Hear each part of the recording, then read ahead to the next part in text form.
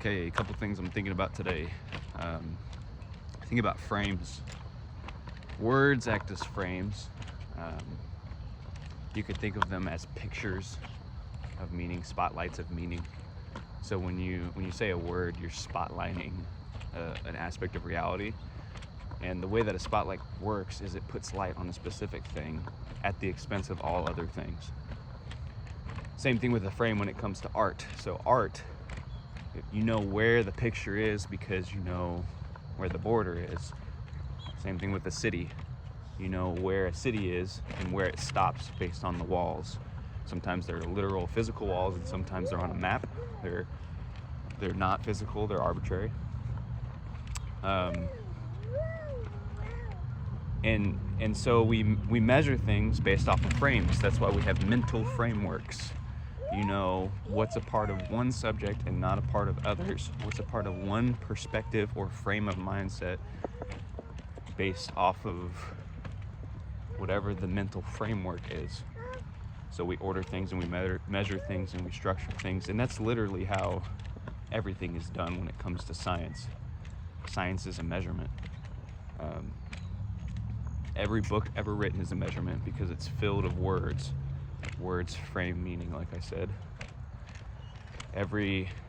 The thermometers, that entire system is based off of frames.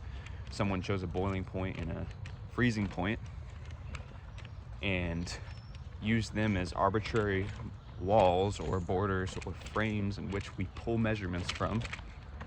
That's how we get body temperature. Coordinates are based off of frames. Someone chose the prime meridian and the equator, and they pull measurements to find coordinates, which determine our location. The calendar is literally done this way. The calendar, I don't know how common knowledge is. It's probably pretty common, but the calendar is literally done this way because when you look at the moon, it has a cycle. So the cycle starts with, I think it's new moon, and then it goes to full moon, and then back to new moon, and that's a full cycle, and it takes about 28 days. Well, the root word of moon is the same root word as month, and it takes 28 days for a moon cycle, because that's how we get our month time frame. And 12 of those moon cycles, or 12 months, is how we get a year, which is one full lap around the sun. So we literally measure our calendar based off of arbitrary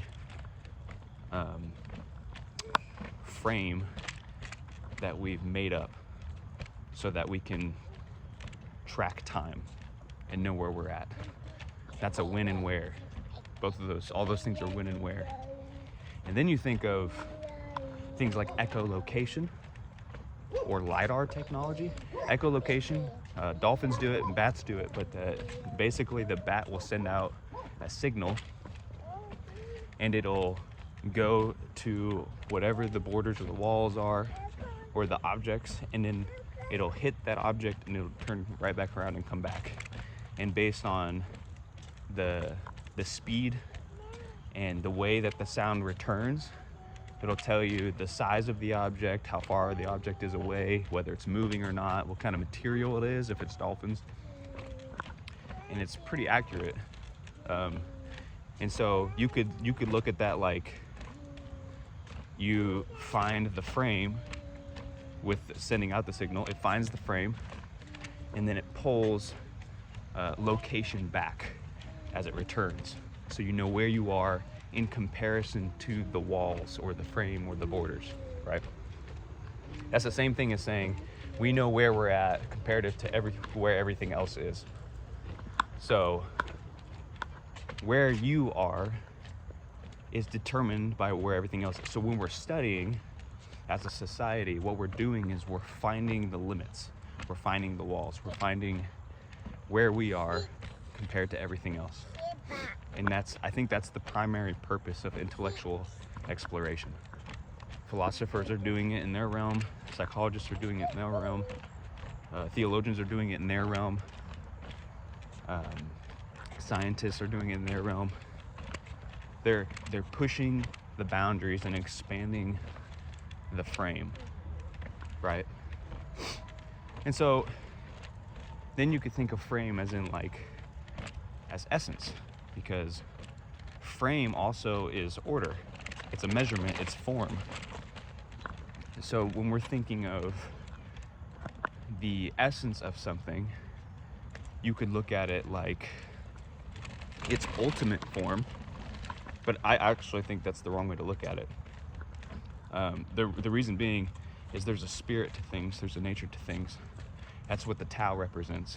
The Tao is the thing that, it's the part, you could say it's the part of God that can't be measured. So since words are framing, which act as borders, the second you put a border up, you determine what is and what is not.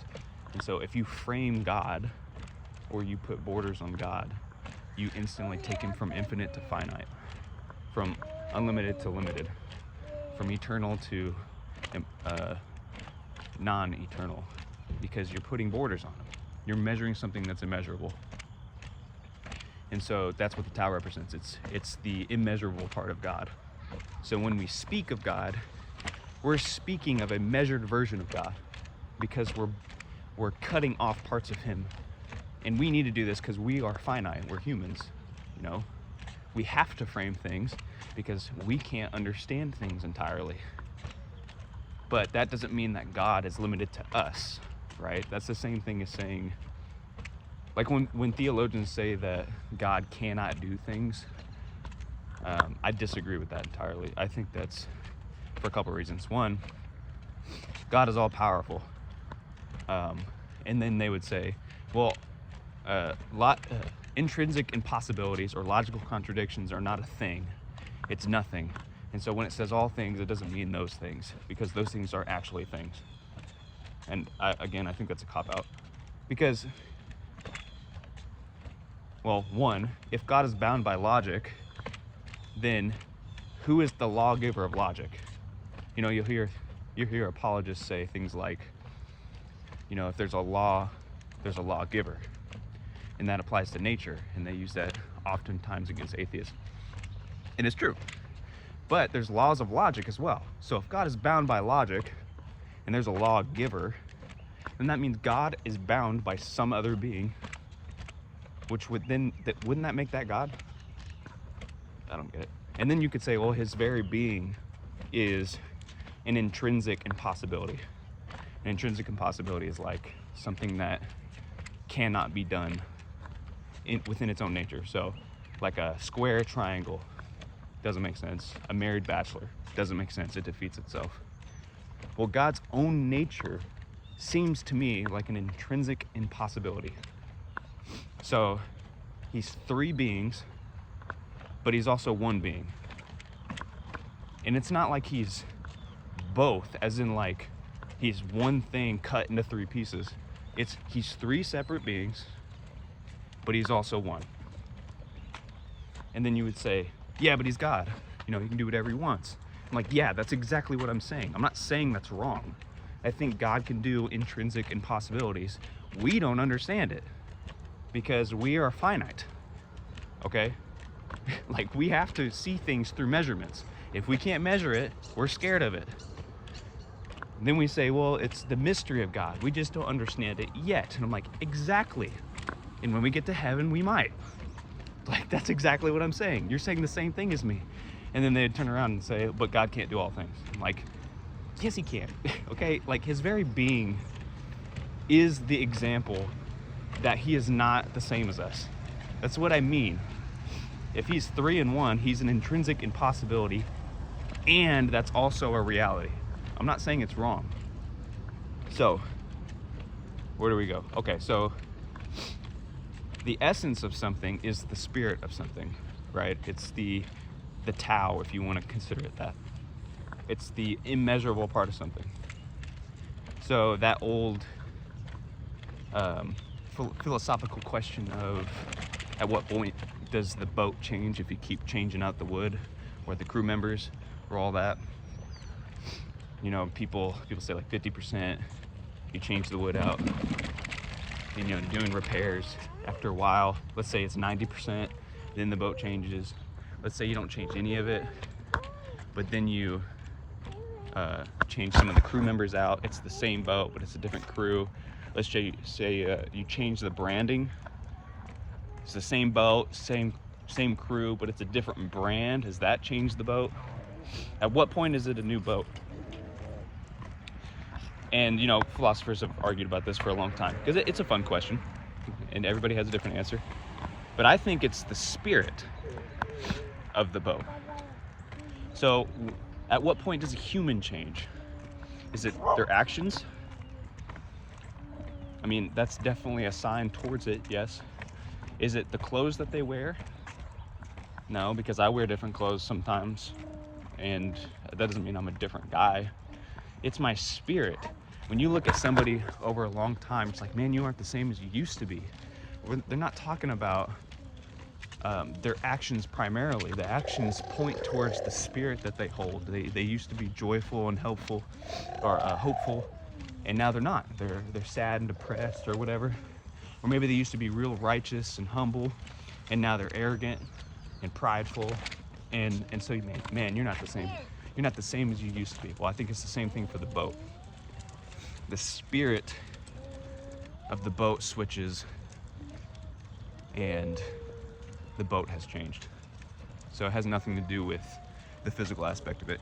And I think this echoes true, because if you change the entirety of the boat and the entirety of the flag and then the entirety of the crew, but the spirit is the same, you're like, man, that's what that stood for. It's called branding. It's literally the brand.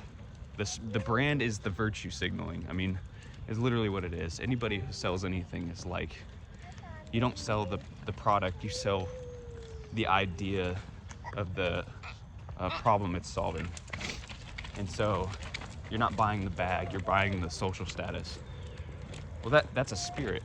The social status is a spirit that you're selling.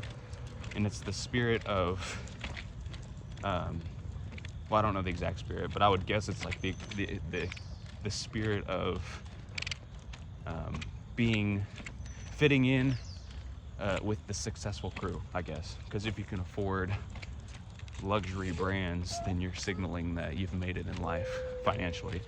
So, okay, so what am I saying? I'm saying that the essence of something is the spirit, and the frame is the counterpart. It's the expression of the spirit. So when you look to the essence of something, it's much easier to look to what the purpose is. So what's the purpose? What's the purpose of a chair? You have many different chairs. You have wheelchairs, you have kitchen chairs, you have car seats, you have, just your average rocking chair. But we all know they're chairs. They just pop up in different appearances. So what's the difference?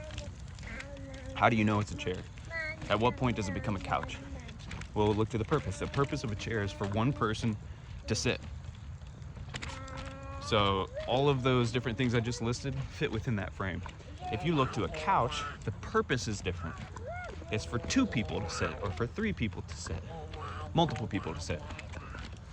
And so the frame in which the couch is expressed changes. Same thing with a car versus a plane. The car is an automobile, okay? It's a transportation device, just like a plane. But the difference is what the purpose is. The purpose of a plane is to go long distances quickly. And a car is to go short distances quickly. Now you can take them long distances, but everybody knows it's faster to fly. So the frame changes depending on what the purpose is. So it's much easier to look at the purpose of something to find the frame of something. Well, then you could look at something like symbols. Carl Jung talked about how symbols were the union between the reasonable and the irreasonable. And I don't think he meant irreasonable as in like it isn't reality, it doesn't make sense. I think it's irreasonable as in something that's beyond reason. So something chaotic and abstract, something spirit-filled, something that has a Tao type ideological nature to it, or God himself. And so the symbol has the frame. The frame is the order, the frame is the concreteness, it's the structure or the form, and that's the lines, literally. But then you have what it represents. Well, what does it represent? It's not found within the actual lines. It's pointing, just like words, pointing towards something beyond. That's the irreasonable. It's beyond reason. And that's purpose. And so you could say this symbol represents that, right? And that would be an accurate statement. It's the union between purpose and frame. And so I'm running up on the end of my walk here. I'll wrap it up. And so when you look at something like discipline, discipline is the frame, and you are the spirit. Your life is symbolic for something, whatever your purpose is, and your actions are the frame in which they are expressed. So discipline could be defined as the ultimate self-expression, right? You expressing yourself in a way that other people can understand, because the frame acts as a bridge that is the union between the abstract. You're abstract, your neighbor's abstract, and discipline is the bridge in which you can meet, because it's the common, it's the thing that you can both understand, because it's not abstract. It's the opposite of abstract. It's concrete, so you can walk on it and meet each other. And that's what language does. That's what symbols do. That's what discipline does. That's what skill does. And that's what religion does. Religion is the concrete language in which we can discuss the spirit, but it's not the spirit itself. It's the contract. It's not the spirit of the contract. And so that's what Jesus meant when he was talking about how the Pharisees would follow the contract at the expense of the spirit that wrote it. And so he'd break the rules, but it's because when he broke the rules, he was actually following the intention of the original rules. It wasn't because he was breaking the rules. It's because they missed the point. So, okay, I'm at the end of my walk. I gotta stop. But I'll post another one soon. So, okay, that's the first brain dump.